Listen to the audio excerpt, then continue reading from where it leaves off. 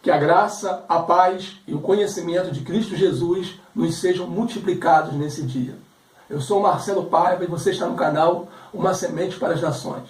Vamos falar nesse dia sobre o capacete da salvação. Como entendermos essa arma e nos apossarmos dela. Mas antes disso, como eu sempre faço, eu peço que você deixe o seu like, amém? Que você curta esse vídeo e que você se inscreva no canal também. Amém? Se você não se inscreveu ainda, lógico, né? Se inscreva no canal. E me ajude a divulgar esse canal também. Eu tenho a intenção, irmãos, de falar sobre muitos outros assuntos aqui. Falar sobre dízimo, falar sobre o arrebatamento, falar sobre a volta de Cristo, sobre o reino de Cristo, o reino milenar, né? Sobre a Nova Jerusalém. A Nova Jerusalém, ela está no céu, ela está na terra.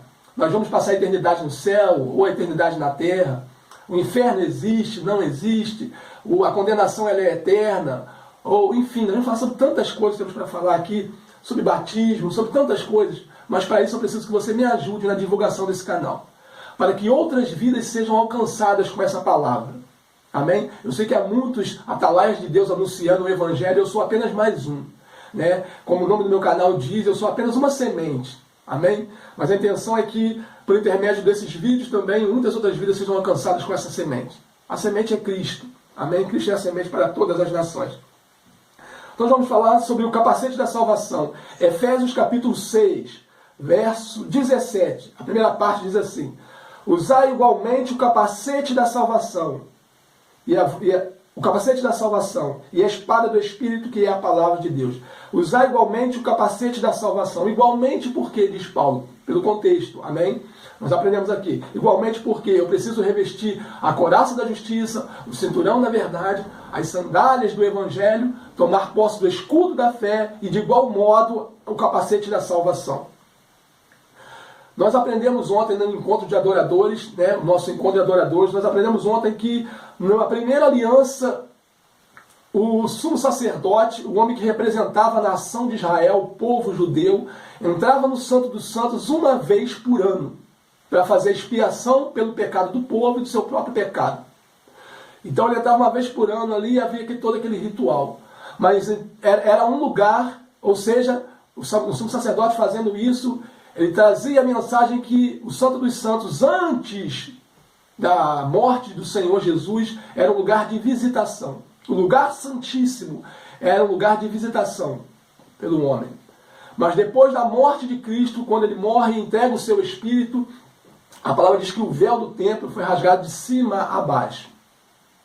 Ou seja, por intermédio de Cristo, Cristo é o caminho, o Santo dos Santos, irmãos, não seria mais um lugar de visitação pelo homem, mas um lugar de habitação pelo homem. Estamos falando de batalha espiritual, como o salmista no Salmo 91 diz, que aquele que habita no esconderijo do Altíssimo é o Santo dos Santos, a referência ali.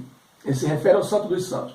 Note que ele não disse aquele que visita o Santo dos Santos, mas aquele que habita no esconderijo do Altíssimo, a sombra do Onipotente, do Todo-Poderoso, descansará, e bendito seja o nome do Eterno.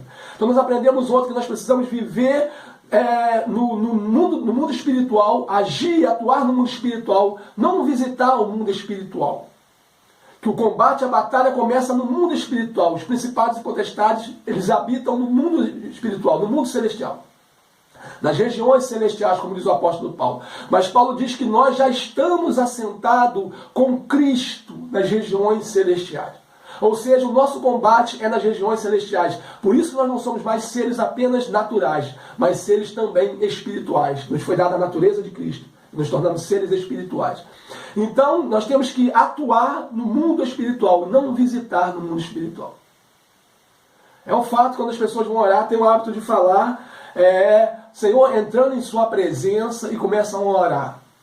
Na verdade é um equívoco, porque nós precisamos e já estamos, nós habitamos na presença do Senhor.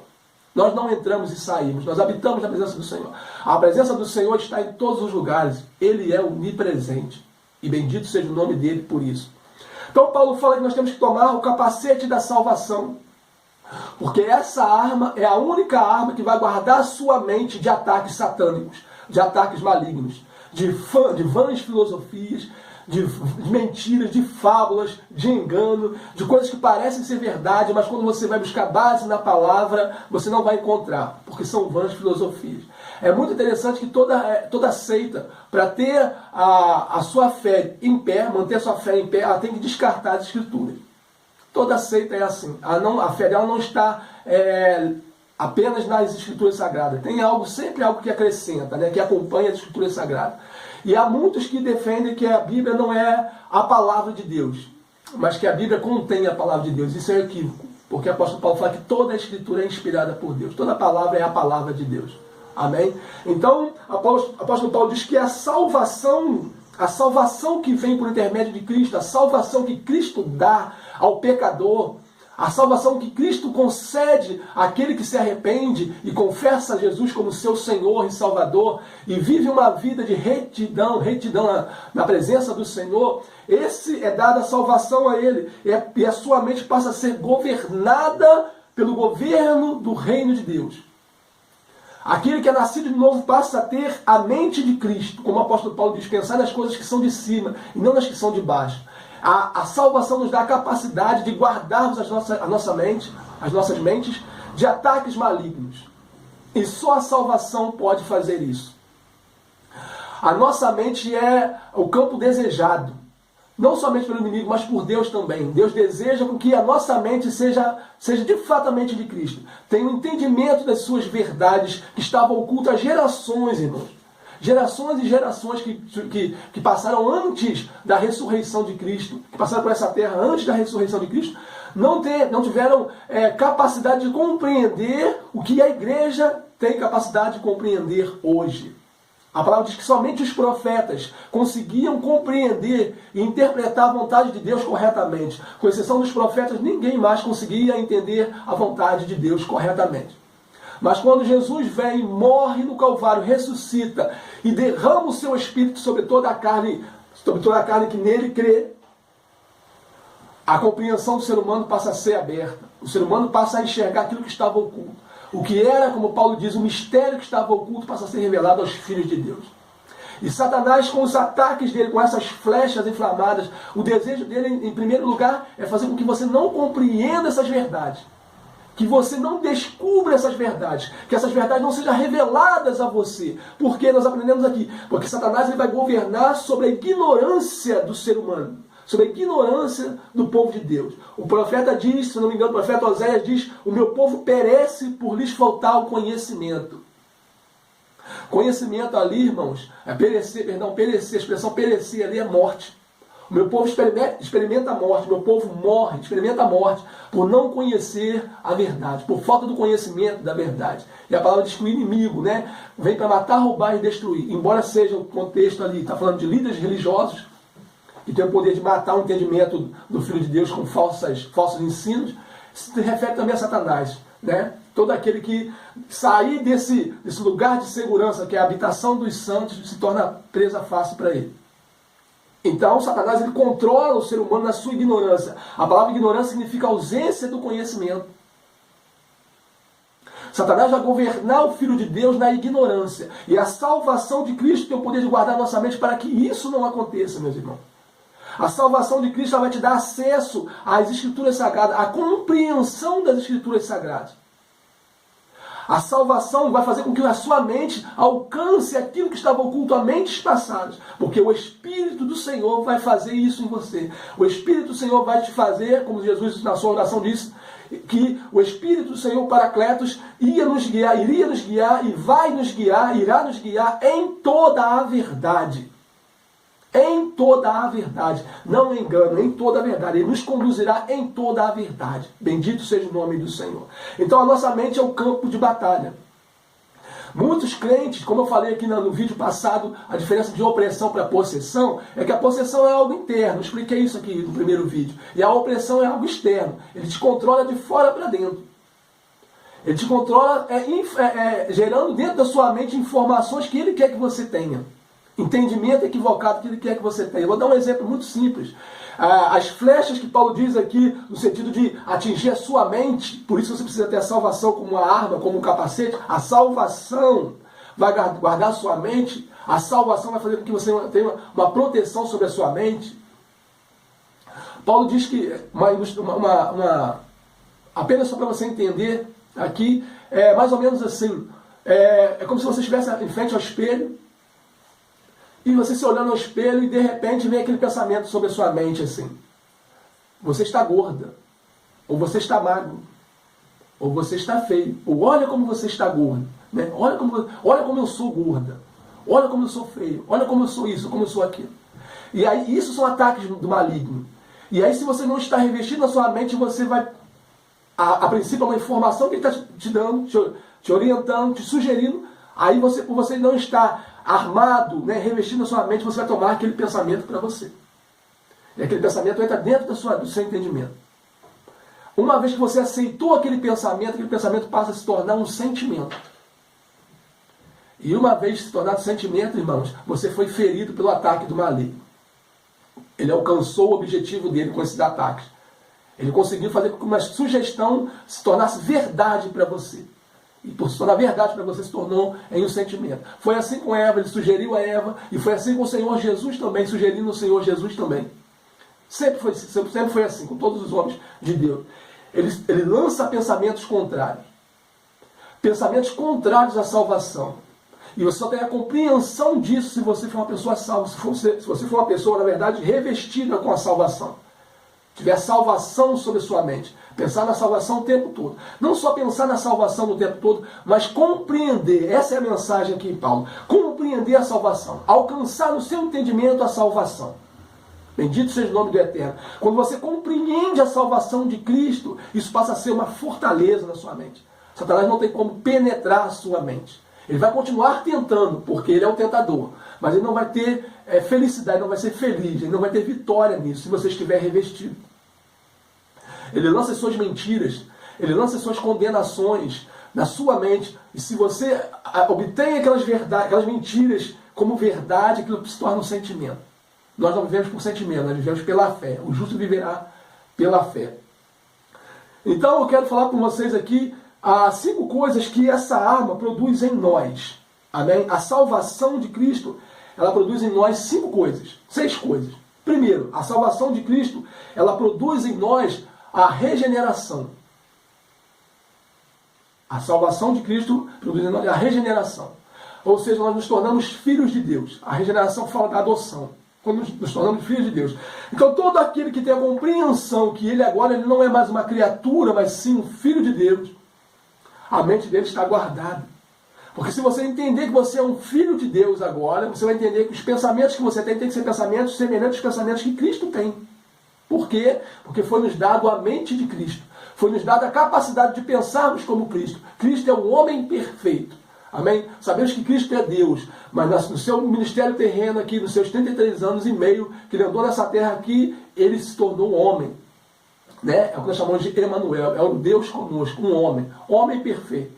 Jesus é o nosso exemplo maior. Eu tenho conversado com algumas pessoas e eu tenho compartilhado essa ideia com algumas pessoas, que nós somos uma geração, quando eu digo uma geração, não de uma geração de 80 anos para cá, mas assim, do tempo dos apóstolos para frente, quando os apóstolos partiram dessa terra e a doutrina passou a ser corrompida, daí para frente nós somos a única geração daí para frente que queremos ser semelhantes a um homem, semelhante a Davi. Né? Ouvimos várias pregações, você tem que ser como Davi, ou como Abraão, ou como José, ou como Moisés, como Elias. Né? Tem que ser como Davi, como Paulo. Nós somos a única geração que pensa assim. Todos os homens, você nunca vai ver, né? Você não vai ver o Davi, por exemplo, querendo ser como foi Abraão. Porque ele sabia que a salvação que Cristo estava dando, derramando sobre ele, era um chamado único. Né? Ele era um ser único, a sua história era única. O que Deus ia fazer nele e através dele era único. Não se comparava a nenhum outro homem que passou. Quando eu falo que a salvação os alcançou, é que o povo na primeira aliança eram salvos por crer na salvação que ia vir. Eles creram na salvação que iria vir. Né? Para eles a salvação ia vir. De acordo com Isaías, o Messias ia vir. Então eles criam uma salvação que ia vir. E viviam baseado naquilo. Nós, como igreja do Senhor, irmãos, nós cremos numa salvação que já aconteceu. no Calvário. Por isso que na ceia, Paulo instrui a igreja, quando vai cear, ele diz que o Senhor Jesus, ele lembrando que o Senhor Jesus disse que as palavras do Senhor Jesus e as palavras do Senhor foram essas. Fazer isto, né, no partir do pão e no compartilhar do cálice, fazer isto em memória de mim. Todas as vezes que lembrar da minha morte, anunciai a minha morte, perdão, até que eu venha. Fazer isto em memória de mim. E anunciai a minha morte até que eu venha. Por que o Senhor Jesus falou anunciai a minha morte, não a minha ressurreição? Bendito seja o nome do Eterno. É porque Cristo, por entender o plano da salvação, ele é a própria salvação, ele está compartilhando com os seus discípulos ali o plano da salvação. Ele está ensinando os seus discípulos, e nós nos enquadramos por sermos discípulos dele também, que a salvação aconteceu no Calvário. A conclusão da salvação se dará no arrebatamento. Isso é fato. Mas a salvação se deu no Calvário. Então os judeus criam na salvação que ia vir, a igreja cria na salvação que já aconteceu. Bendito seja o nome de Jesus. O arrebatamento é a conclusão. A nossa salvação não está no arrebatamento. Nós já somos salvos. E sendo salvos, se nós entendemos que já somos salvos por Cristo, nos é dado a mente de Cristo. Aí se cumpre o texto de Romanos que diz que nós temos que reinar em vida. Reinar em vida. Não podemos, amados, de maneira nenhuma, estando revestido com essa salvação, aceitar mentiras de Satanás. Aceitarmos as suas mentiras, os seus enganos, porque a intenção dele é te dominar, me dominar. E se ele fizer isso, é opressão. Isso é opressão. É quando ele governa o ser humano, o crente, de fora para dentro. Ele monta uma fortaleza dentro do seu pensamento, dentro da sua mente. Você vai passar a ter atitudes que normalmente você não teria se você fosse uma pessoa com a mente saudável. É lógico que há também pensamentos que sobem ao coração do homem, que são pensamentos normais, pensamentos naturais.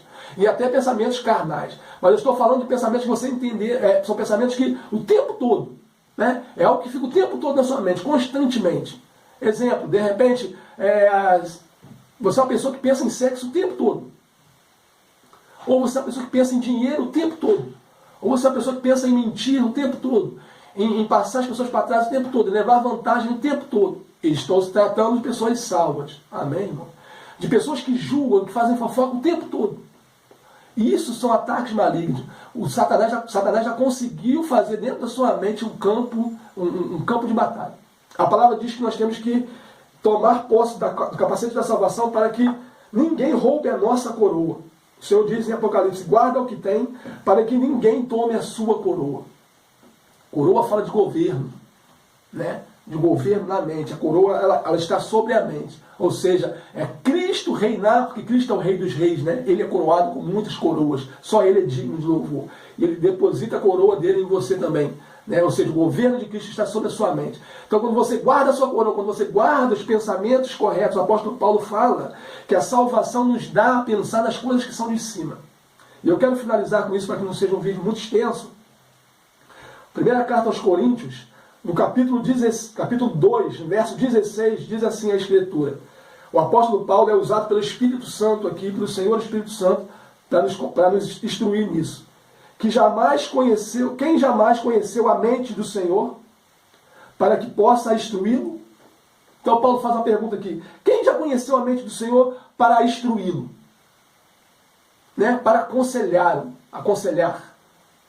Ele diz assim, para que possa instruí-lo, todavia nós temos a mente de Cristo. Bendito seja o nome do Senhor. Então Paulo nos diz aqui que a salvação nos dá a mente de Cristo. A capacidade de sermos instruídos somente pelo Senhor, e não por nós mesmos, e nem pelo nosso inimigo. A salvação vai guardar a nossa mente. A salvação vai guardar os nossos pensamentos. A salvação ela vai gerar em nós a regeneração. A salvação vai gerar em nós a justificação. A salvação vai gerar em nós a santificação. E a salvação vai gerar em nós a glorificação. São verdades absolutas. O apóstolo Paulo diz na primeira carta aos Coríntios, quando ele começa a descrever a carta aos Coríntios, no começo da carta ele diz que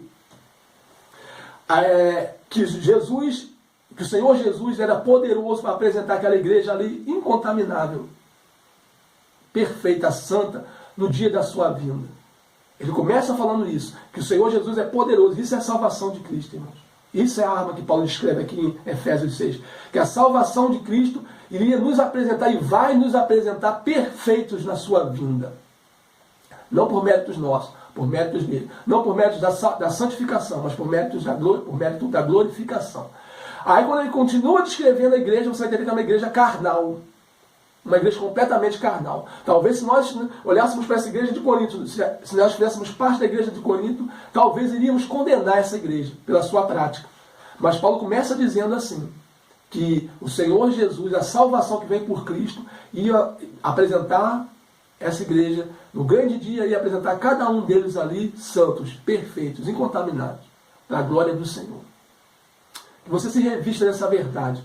Que você entenda que você é uma pessoa salva por Cristo. E ela te dá o direito de você não mais, obter esses pensamentos impuros.